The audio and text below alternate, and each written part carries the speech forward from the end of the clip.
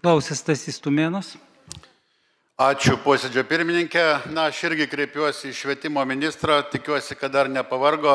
Smagu, kad mūsų pasikalbėjimą su ministru girdės ir mano svečiai Seime, tai Šiaulių dermės moksleiviai, ugdytiniai, kurie atvyko į Seimą.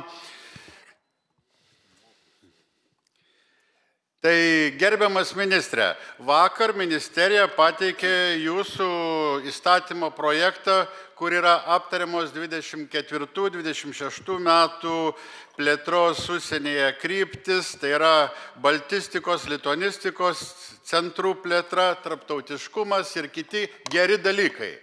Yra puiku, kad numatoma plėsti tuos baltistikos centrus, tačiau kas man kelia nerimą? Ten yra numatoma, kad būtų remiami atvykimai baltistikos, lituanistikos pasaulio centrų atstovų į mūsų universitetus.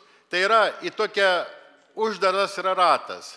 Ar negalite išgirsti mano to prašymo, kad ar nebūtų galima atsižvelgti į pastabas mano, kad tie atstovai, autoritetai pasaulio baltistikos centrų galėtų atvykti ir į kitas vietas, net Lietuva, ne tik Vilnius, į bibliotekas, muziejus, kurie už gėrio ribos lieka. Tai ar galima tikėtis, kad Piedro Dini profesorius ir kiti galėtų atvykti ir būtų finansuojami ne tik į Vilniaus institucijas, bet ir Mariaus Katiliškio biblioteką Pasvalyje ar į Višinskio biblioteką Šiauliuose.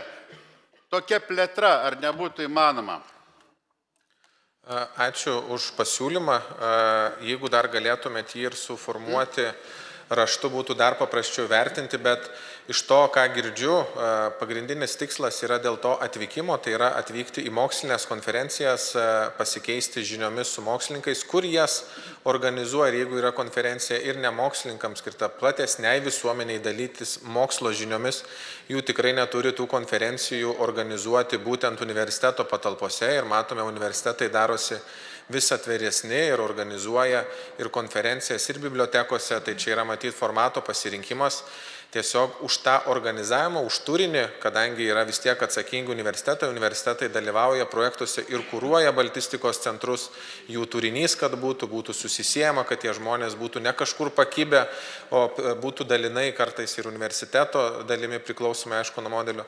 Tai nėra dabar uždrausta kaip nors, kad nefinansuojama, jeigu darys tuos susitikimus ne universiteto patalpose. Atvykti į universitetą, tai nereiškia atvykti į universiteto patalpos, tai reiškia į universiteto organizuojamą renginį.